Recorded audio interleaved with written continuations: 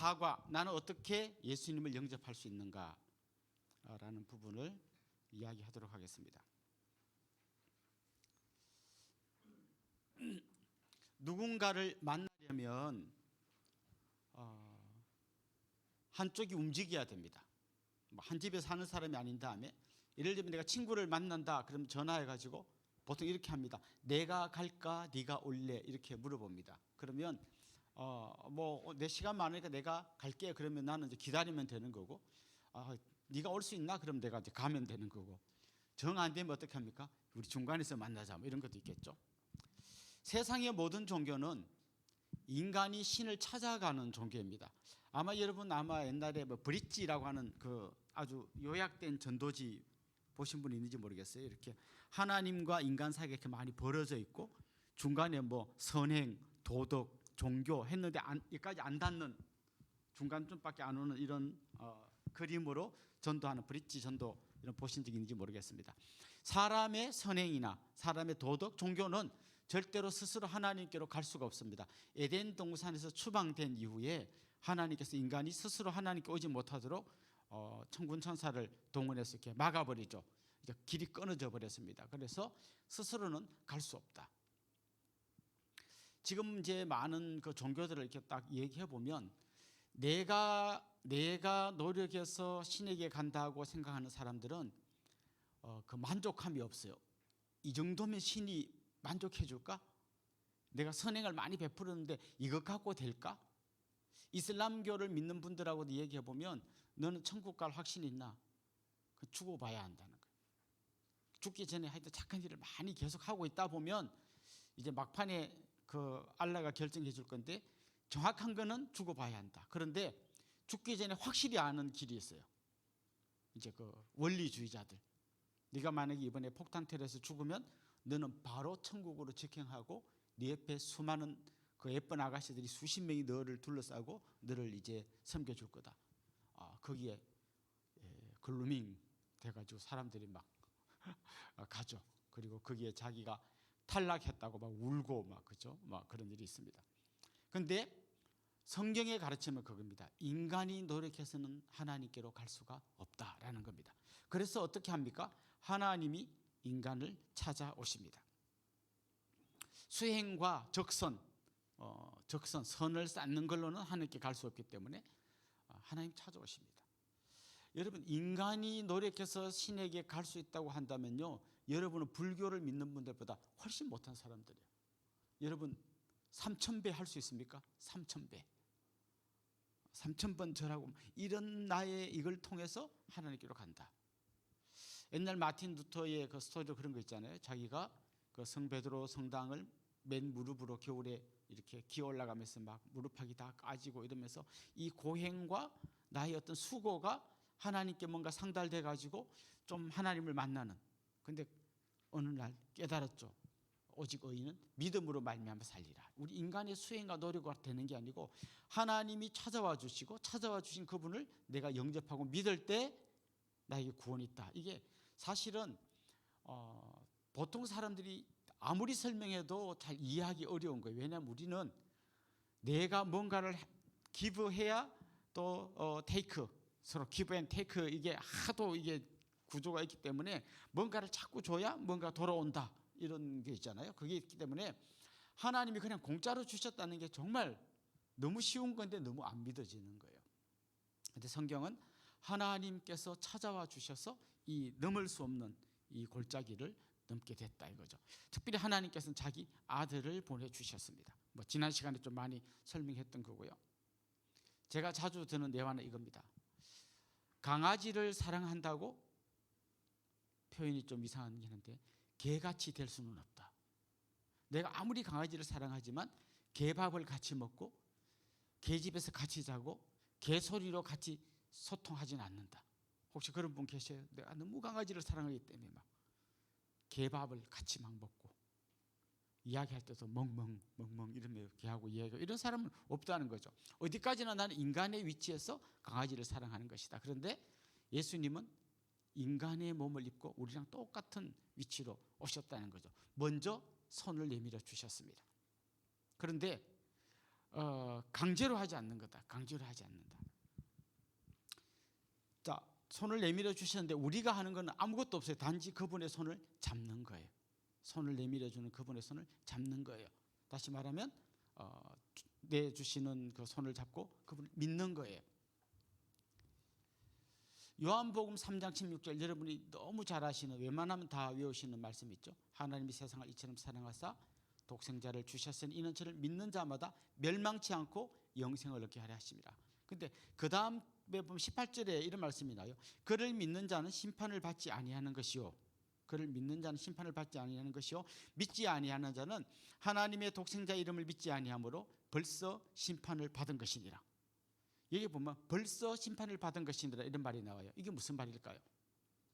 자, 지금 주님이 딱 서서 이렇게 줄 서서 믿을래 안 믿을래? 믿을게요. 영생. 너 믿을래 안 믿을래? 심판. 이게 아니라는 거예요. 이미 사람들은 이미 심판줄에 다 서 있는 거예요. 그냥 가만히 있으면 다 심판으로 가는 거예요. 그런데 믿겠어요. 그럼 그 심판으로 가는 사람이 나와서 영생으로 가는 거고, 안 믿겠다는 사람 굳이 그때 주님의 얼굴이 뻘겋으면 안 믿어? 너 심판으로 가. 이게 아니에요. 이미 심판이에요. 이미 우리 모든 죄인은 다 심판을 받게 되고 이미 가만히 있으면 자동으로 심판을 받는 거예요. 굳이 심판받기 위해서 막 노력할 필요 없어요. 그냥 가만히 있으면 심판받는 거예요. 그런데 주님께서 내미시는 손을 잡고 거기서 나와서 주님을 믿는 사람은 영생으로 옮겨진다라는 것이죠. 그럼 영생이 뭐냐 했을 때, 영생은 안 죽고 영원히 사는 게 아니에요. 뭐 불로초 먹으면 안 죽고 영원히 사는 것처럼 그냥 안 죽고 영원히 사는 게 영생이 아니라, 영생의 핵심 개념은 뭔가 하면 하나님과 깨어졌던 관계가 회복된다는 거예요. 하나님과 깨어졌던 관계가 회복된다. 여러분, 지옥 가면 거기서 영벌을 받잖아요. 그것도 알고 보면 안 죽고 계속 사는 개념으로 생각하면 그것도 영생입니까? 그렇게 설명하지 않는 거죠. 영생은 정말 우리 하나님과 함께 우리가 기쁨과 감사함으로 영원토록 사는 것, 이게 영생, 깨어진 관계. 여러분, 그 죽음을 설명할 때 세 가지 죽음 얘기했잖아요. 영적인 죽음은 하나님 관계가 깨지는 것. 또 육체적인 죽음, 이제 우리가 잘 아는 숨 못 쉬고 죽는 것. 그 다음에 영원한 죽음은 지옥. 근데 영생은 뭔가 하면 지옥 대신에 영원한 천국. 그 다음에 죽은 몸이 부활해서 주님과 함께 거함. 깨어졌던 관계가 회복됨. 그러니까 그 죽음, 세 가지 죽음을 거꾸로 생각하면 그게 이제 영생인데, 핵심은 하나님과의 관계가 회복되는 것이라는 거죠. 그래서 죽음을 뛰어넘어 영원한 생명으로 살게 된다. 저는 이제 뭐 장례식 자주 가보는데요. 장례식에 가면 그가 뭘 믿느냐에 따라 이 슬픔과 이 죽음을 보는 눈이 완전히 달라요. 예를 들면 여호와의 증인들은 영혼 소멸설을 믿습니다. 죽으면 그냥 영혼이 없어져 버리는 거예요. 그럼 그 사람들은 이렇게, 저도 한 2번 그 자기 유족들 중에 여호와의 증인들이 있는 경우를 봤는데, 그분들은 너무 허무해요. 그냥 우리 젊은 뭐 가족이 죽었는데 그냥 영혼이 없어져 버리죠. 소멸돼 버려. 너무 허무해요.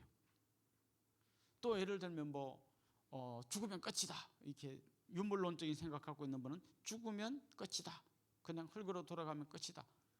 너무 허무하고 슬퍼요. 그런데 영생이 소망이 있는 사람들은 헤어짐의 아픔과 슬픔은 있지만 그분이 누릴 영원한 천국을 생각하면 그 슬픔과 아픔 중에도 감사와 기쁨이 있는 것이죠.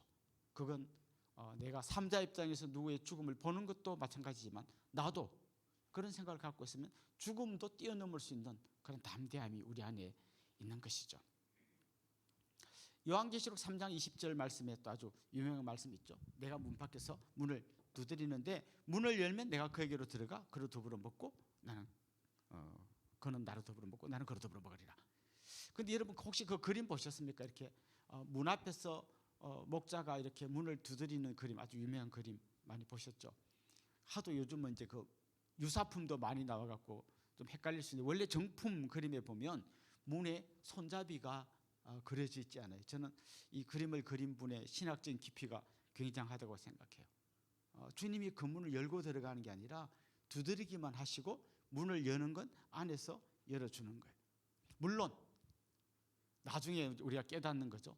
내가 열었다고 생각했는데 그것조차도 성령께서 내 마음에 감동을 주셔서 열은 건데, 어쨌거나 우리에게 요구하는 것은 그 성령께서 감동을 주실 때 그 문을 내가 열고 주님을 영접하는 거죠.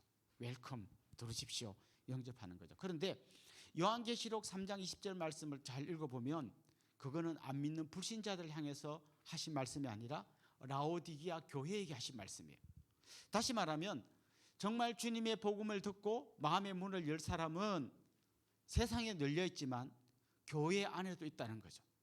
교회 안에도 예배를 드리고 기도를 하고 겉으로는 똑같이 우리랑 신앙생활을 하는 것처럼 보이지만 실제로는 예수님을 영접하지 않고 있는 사람도 있다는 거죠. 그래서 주님은 그 교회 안에 있는 성도들에게 안타깝게 문을 두드리면서 열어달라고 이야기를 하시는 거죠.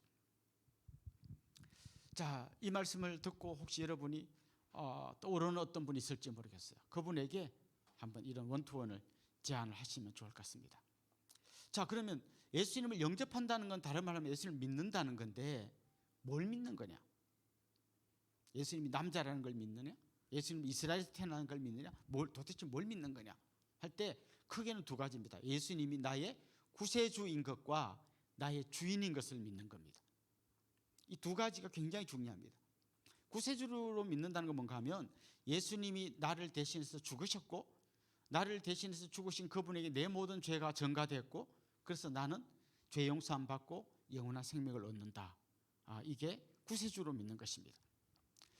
자, 그걸 또 신학적으로 설명하면 이렇습니다. 예수님이 나를 위해 죽으시고 내 모든 죄가 용서됐다면 그럼 과거, 현재, 미래의 죄가 다 용서된 거잖아요. 그러면 앞으로 내가 지을 죄도 예수님이 다 용서해 주신 거잖아요. 그렇기 때문에 나는 무슨 죄를 짓더라도 내 구원은 흔들리지 않습니다. 나는 구원에 확신이 있습니다. 이렇게 말하는 게 구원파예요. 또 막 정신없이 듣다가 우리 목사님한테 들었는데 무슨 죄를 지어도 다 용서되기 때문에 죄를 지어도 괜찮다고 카더라 이렇게 하시면 안 됩니다. 이건 구원파의 주장입니다. 물론 우리가 정말 살다 보면 또 죄를 지을 수도 있고 주님이 그걸 용서해 주신 건 당연한 거지만 그렇다고 해서 내가 무슨 죄를 지어도 용서받기 때문에 죄 지어도 괜찮다라고 하는 것은 두 번째 이야기, 예수님이 나의 주인이라는 이야기하고 완전히 부딪힙니다. 예수님이 나의 주인이신데 그분이 내가 죄 짓는 걸 기뻐하지 않으시는데 뻔히 그걸 알면서도 그 죄를 짓는 것은 정말 주님의 백성답지 못한 삶이라는 거죠. 그래서 정말 우리 안에 이제 이야기를 하자면 새가 내 머리 위로 스쳐가는 것처럼 죄가 나를 지나가면서 유혹할 수 있어요. 새가 지나가다가 어떤 경우는 정말 나는 직접 당해보진 않지만 머리에 똥을 싸고 가는 경우는 있어요.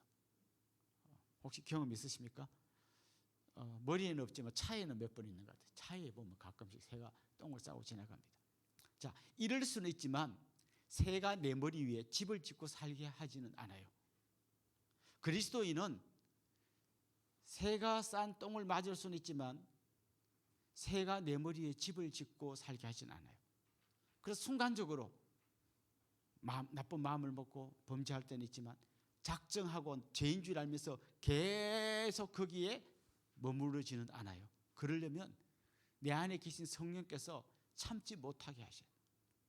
그럼 내가 그걸 계속 머무르면 성령을 거스르고 그걸 누르고 끝까지 내가 악바리 같이 죄를 지어야 하는 거예요.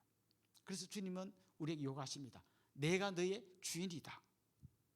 나의 주님이시고 나의 하나님이십니다라고 말한 도마의 고백처럼 예수님이 우리의 주인님을 같이 고백해야 되는 것입니다. 근데 요즘 이렇게 회사에 가서도 상급자가 너 똑바로 해야 하면 뭐 과장님은 뭐 잘한 거에서 이렇게 요즘은 눈 동그랗게 뜨고 이제 우리 MZ 세대들이 막 덤벼든다고 이렇게 이야기하잖아요.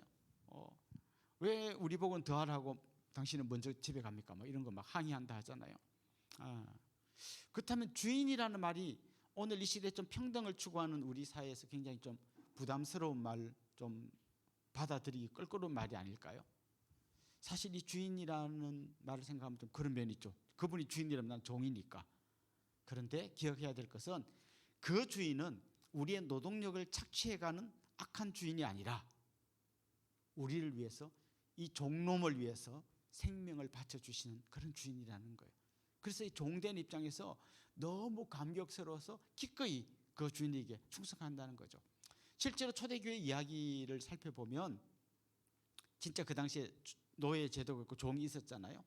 그런데 어느 날 주인 예수님을 믿더니 종을 보고 야 이놈아 막 이렇게 부르던 종을 보고 어느 날 갑자기 형제님이라고 부르고 그 종의 발을 씻겨주고 정말 형제로 섬겨주고 같이 교회 다니고 거기서 같이 서로 형제가 되고 할 때 이 종들이 너무 감격하는 거죠.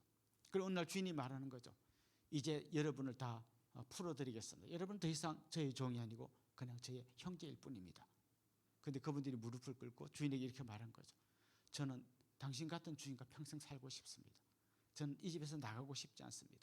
그래서 같이 주인과 종으로 계속 사는데 완전히 한 형제고 그분을 정말 자식처럼 대해주는 그런 주인하고 사는 거죠.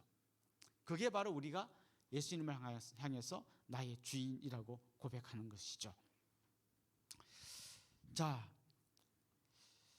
세 번째 주제는 회개입니다. 회개는요, 그 헬라어로 회개라는 단어는 쉽게 말하면 내가 이쪽 방향으로 걸어가다가 이렇게 걸어간다는 뜻이에요. 메타노이아라고 하는 이 회개라는 단어는 내가 이쪽 방향으로 걸어가다가 빨리 걷는다거나 천천히 걷는다거나 이 정도의 변화가 아니라 걷다가 완전히 돌아서는 걸 회개라고 그래요. 회개는 후회나 반성이 아닙니다. 이렇게 가다가 내가 너무 천천히 걷는 것 같아. 빨리 걸어야지. 너무 빨리 걷는 것 같아. 천천히 가야지. 이 정도가 아니라 완전히 방향을 바꾸는 것입니다. 그래서 예수님을 믿고 예수님을 내 인생의 주인으로 모시려면 반드시 필요한 게 뭔가 하면 회개가 필요합니다. 내 삶을 완전히 바꾸는 것. 자, 그동안 내 삶은 어떤 삶인가 하면 착했냐 덜 착했냐 안 착했냐 그걸로 보는 게 아니라 핵심은 내가 주인의 뜻을 따라 살았냐 내 마음대로 살았냐 이거 차이예요. 내 마음대로 사는데도 착한 사람이 있습니다. 교회도 안 다니는데 막 이웃 불이웃 많이 도와주고 막 해마다 막 몇천만 원씩 동사무소 갖다 맡기는 분들이 있습니다. 그런데 주인의 뜻을 따라 살지 않는 선행이라는 것은 엄격하게 말하면 진짜 선이라고 할 수 없어요. 왜냐하면 선과 악의 구분이 뭔가 하면 착하냐 안 착하냐가 아니라 선은 하나님의 말씀을 따르는 것, 악은 하나님의 말씀을 거역하는 것. 하나님의 말씀을 따르고 거역하기 전에 하나님을 따르고 거역하는 거에서 선과 악이 갈라지는 거예요. 그래서 하나님을 거역하는 순간 내가 하는 모든 것은 다 악이 되는 거예요. 자, 이렇게 한번 얘기해 볼게요. 우리 아이들이 그런 이야기 많이 하는데 좋은 나라의 충신, 간신, 나쁜 나라의 충신, 간신. 좋은 나라에서는 충신은 좋은 거고 간신은 나쁜 건데 나쁜 나라에서는 충신이건 간신이건 다 나쁜 거예요. 하나님이 없다고 하거나 하나님 있는 줄 알면서 영화롭게도 하지 않고 하나님 섬기지도 않으면 그건 다 죄입니다. 그리고 그게 악입니다. 그런 삶에서 내가 주인인 삶에서 예수 그리스도가 내 인생의 주인인 삶으로 완전히 돌아서는 것, 이게 바로 회개라는 거죠. 그 목욕한 돼지 이야기 아시죠? 열심히 씻겨놨더니 금방 또 돼지 우리에 들어가서 한 바퀴만 굴러버리면 다시 완전히 더러운 돼지가 되는. 그래서 막 맨날 씻고 또 구르고 씻고 구르고 하는 게 아니라 완전히 이제 주인에게로 돌아가는 것, 이게 회개라는 것이죠. 회개의 첫 번째 단계는 뭔가 하면 내가 죄인이라는 것을 자각하는 거예요. 나는 죄인입니다 라는 것을 자각하는 거죠. 우리가 팔복 때 많이 들었죠. 나는 영적인 파산자입니다. 나를 그대로 놔두면 내 자연인인 나로서는 저는 아무것도 할 수 없는 존재입니다 라는 것을 인정하는 게 바로 출발점이에요.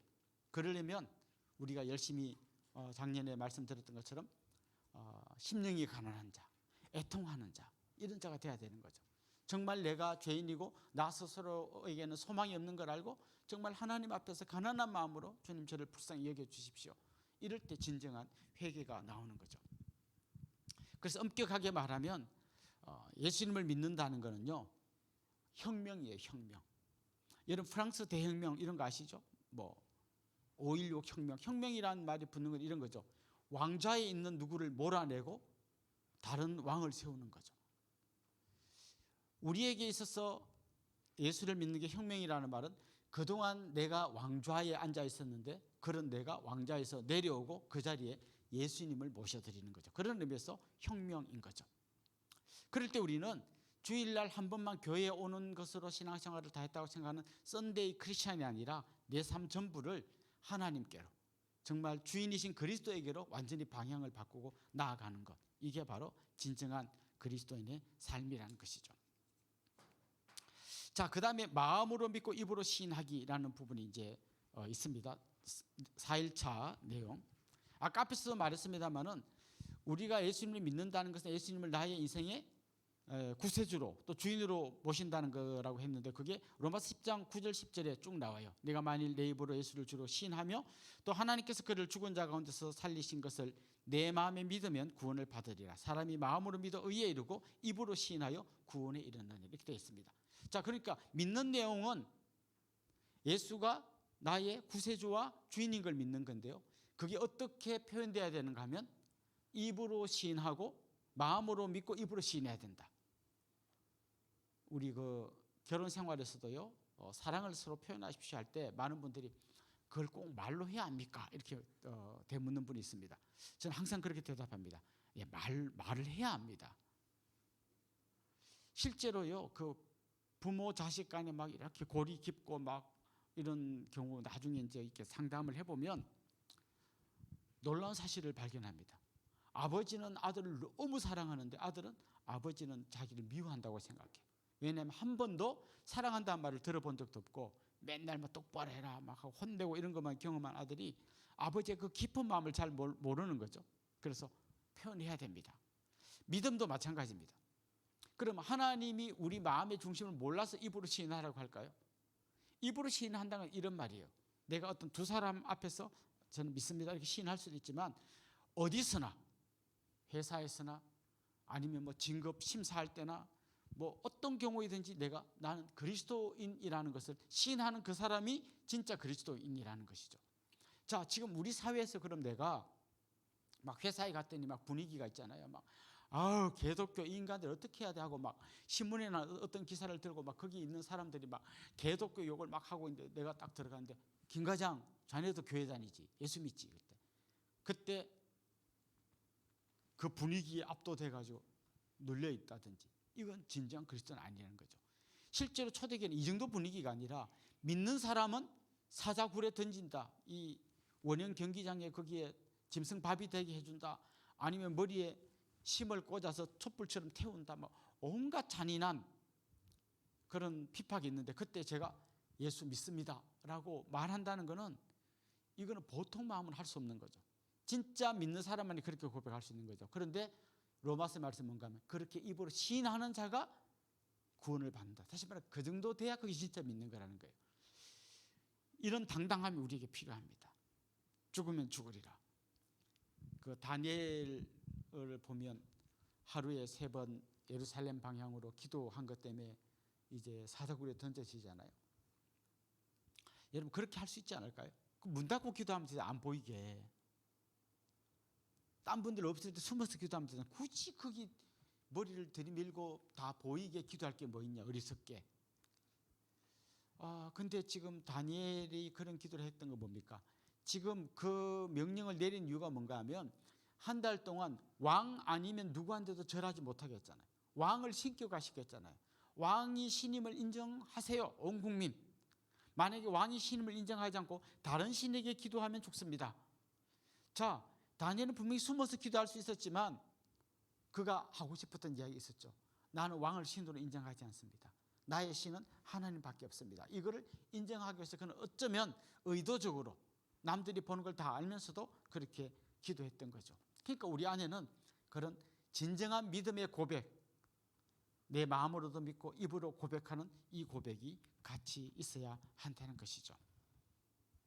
보통 예수님이 나의 주인이시고 나의 구세주라는 걸 입으로 고백했다면 입으로만 고백하는 게 아니라 사실은 삶으로 고백돼야 되는 거죠. 요즘 기독교인을 폄하하는 가장 안 좋은 표현이 뭔가 하면 예수쟁이들 입만 살아있어, 이런 표현들이 있습니다. 그래서 사람들이 입으로 고백해야 된다니까 막 사람들 앞에 자기는 예수 믿는다고 막 떠들라고 하는 거는 제일 안 좋은 행동만 다 골라서 해. 이거는 사실은 진정한 입술의 고백이 아니죠. 입으로 고백했다면 삶으로 고백되어야 한다는 것입니다. 그래서 주위 사람들이 도대체 이 사람이 왜 바뀌었을까? 나를 보고 계속 물음표를 던져야 정상인 겁니다. 우리 베드로 사도에 그래도 그런 게 있잖아요. 주위 사람들이 나를 보고 소망의 이유를 물어봐야 정상이라는 거예요. 너는 집도 없어, 직장도 비리비리해, 그냥 뭐가 그리 좋니? 나는 다 가진데도 이렇게 힘들고 죽고 싶고, 근데 너는 내가 볼 때 나보다 훨씬 못한 조건인 것 같은데 뭐가 그리 행복하니? 이렇게 물어봐야 정상이라는 거예요. 도대체 네 마음속에는 소망이 뭐니? 그걸 물어봐야 정상이라는 거예요. 왜 너는 항상 네가 좀 손해보고 희생하고 막 이런 길을 스스로 걸어가니? 이유가 뭐니? 이렇게 자꾸 물어봐야 정상이라는 거예요. 그게 성도의 진정한 삶이고요. 정말 우리 교회에서도 뭐 제가 목회를 하는 동안 가끔씩 그런 분들이 있습니다. 우리 교회에서 실제로 어떤 분이 등록하셨어요. 해가지고 어떻게 해서 우리 교회 오시게 됐습니까? 이렇게 물었더니 자기가 아는 어떤 분이 계시는데 맨날 술 먹고 깽판 치고 막 진짜 뭐 저런 놈이 다 있나 했던 그분께서 완전히 딴 사람으로 바뀌었다는 거예요. 그래서 너 요즘 왜 이렇게 바뀌었냐 했더니 자기 이제 예수 믿고 이제 이렇게 됐다. 도대체 어떤 교회길래 이 인간이 이렇게 바뀔 수 있나 궁금해서 우리 교회 왔다는 분이 실제로 있으면 그렇게 등록했어요. 자, 저는 여러분 안에 또 여러분과 같이 원투원하는 분 안에 그런 분들이 계속해서 나오면 좋겠습니다. 자, 지금까지 이제 우리가 쭉 이야기했는데 예수님을 믿고 예수님 구세주와 주인인 것을 믿고 입으로 고백한다 할 때 이건 그냥 한번 이렇게 고백하는 게 아니라 항상 내 삶 가운데 이게 고백되어져야 하는데, 그래도 특별히 한번 이 선을 딱 넘는 날이 있는데 진짜 영접 기도로 하는 거예요. 영접 기도는 이 책에 이제 뭐 좀 소개했습니다만은 가장 기본적인 내용은 지금까지 내가 주인으로 살았던 삶에 대한 회개, 그리고 예수님을 나의 구세주와 주인으로 모시겠다는 고백, 그리고 이제 그 주님께 내 삶을 다 맡기겠다는 그런 내용으로 자기가 기도하면 제일 좋아요. 그래서 혹시 원투원 하다가 이제 그런 분 있으면 이런 내용으로 너의 신앙 고백을 하면 글로 적어봐라. 적었으면 그걸 읽으면서 기도해봐라. 이렇게 하면 좋겠고요.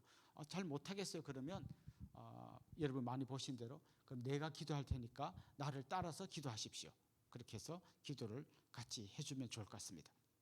특별히 이제 여러분 부모님이나 어르신들 뭐 책을 읽긴 읽는데 막 읽으면서 동시에 다 잊어버리고 이런 분들에게는 잘 설명해드리고 저를 따라서 기도하십시오. 이렇게 해도 좋을 것 같습니다. 자, 결국 이렇게 예수 그리스도를 영접한 사람들의 삶에는 놀라운 변화가 일어나는데요. 가장 중요한 것은 신분의 변화입니다. 원래는 하나님의 원수였는데 하나님의 자녀가 됩니다. 원래는 마귀의 자녀였는데 하나님의 백성으로 나라를 옮기게 됩니다.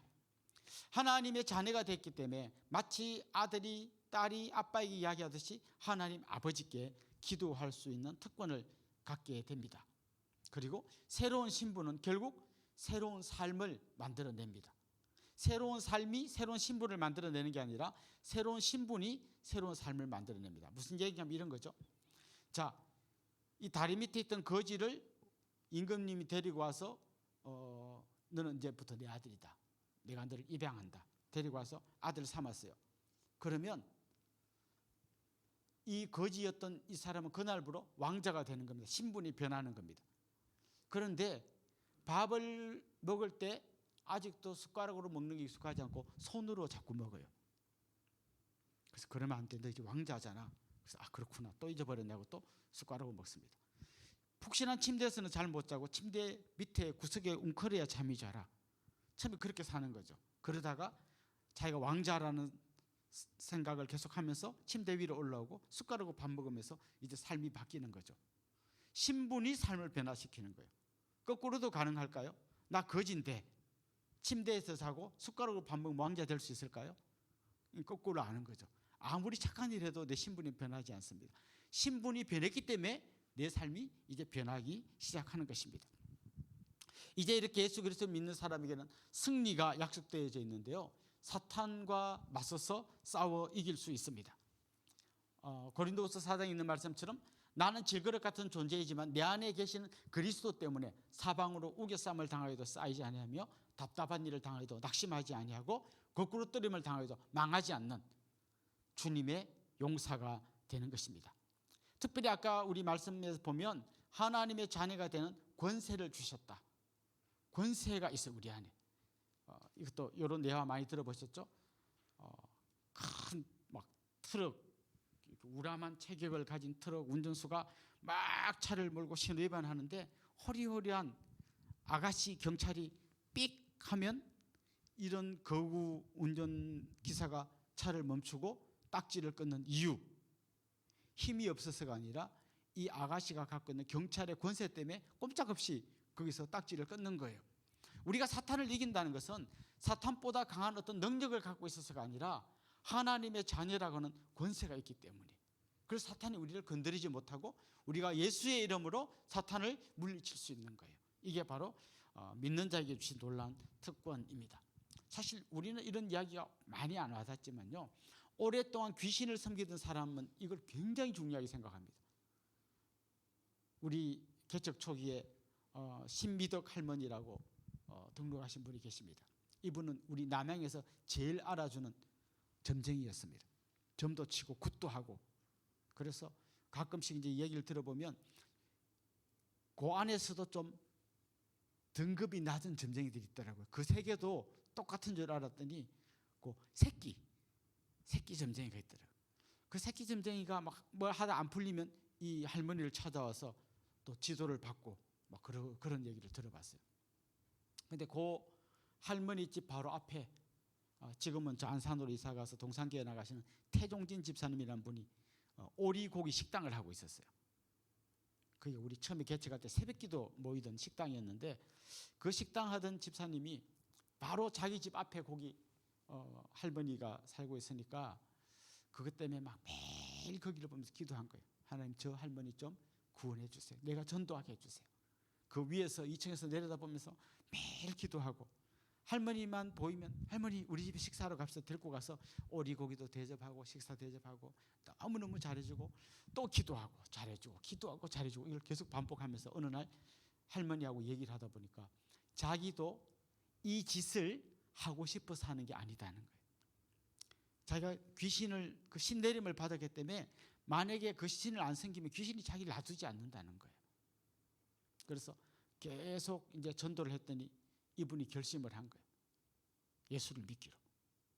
그럼 자기도 알고 있어요. 분명히 귀신이 자기를 공격할 거다. 그래서 처음에 막 믿는다고 했을 때 막 자기도 모르게 막 날아가서 벽에 꽝 부딪히고 이쪽에 막 구르고 막 온몸이 막 멍드는 그런 일도 있었어요. 근데 드디어 이제 이분이 그 태종진 집사님 저보고 목사님 그 할머니 전도하러 갑시다 해서 이제 제가 갔죠. 그 집사님하고 둘이 딱 갔는데 막 복음을 전하니까 이분이 그래요. 이미 인양반한테 다 들어서 나는 믿기로 했다는 거예요. 내가 가서 좀 영접기도 막 해드리고 폼나게 하고 싶었는데 벌써 인양반이 다 해서 자기는 믿기로 했대요. 그래서 거기 갔더니 막 온 집 가득, 우리가 볼 때는 아무것도 아닌데 자기가 볼 때는 전부 다 막 대단한 신들이 거기 있어요. 이렇게 생긴 칼 보셨어요? 이 장군도 그게 장군님을 모시는 거고요. 색동저고리 이 같은 뭐 이런 거 뭐 동자 귀신 뭐는 무슨 귀신 해갖고 오만 귀신이 그 집에 막 널려 있어요. 이걸 그 집사님하고 둘이서 밖으로 드러내서 그때는 거기가 공터였어요. 거기다가 이만큼 쌓아놓고 다 태워버렸어요. 그때 비가 막 보슬보슬 오는데 막 폭우가 아니고 약간 막 이렇게 보슬비가 막 내리는데 그걸 막 태웠더니 다 타는 거예요. 그런데 그 할머니가 그 뒤로는 연락도 안 되고 안 보이셔. 그런데 한참 지난 다음에 마도의 요양원에 어떤 다른 분 신방을 갔는데 거기 계시는 거예요. 그래서 아이고 할머니 너무 반갑습니다 하고 인사를 하고, 지금도 예수님 잘 믿습니까? 자기는 안 믿으면 죽는데, 안 믿으면 귀신이 자기를 완전히 죽여버린대. 그래서 자기는 매일 기독교 방송 틀어놓고 아침부터 저녁까지 그 방송만 보면서 예수님을 믿고 있다. 이런 고백하는 걸 들어봤어요. 그렇습니다. 아무리 약한 사람이라도 예수 그리스도의 이름의 능력을 갖고 나가면 그에게는 하나님의 자녀라고 하는 놀라운 권세가 있기 때문에 마귀와 대항해서 싸울 수 있게 됩니다. 그리고 마지막으로 예수 믿고 변화되는 것은요, 관계의 변화예요. 우리 모두가 다 형제가 되고 가족이 되는 거예요.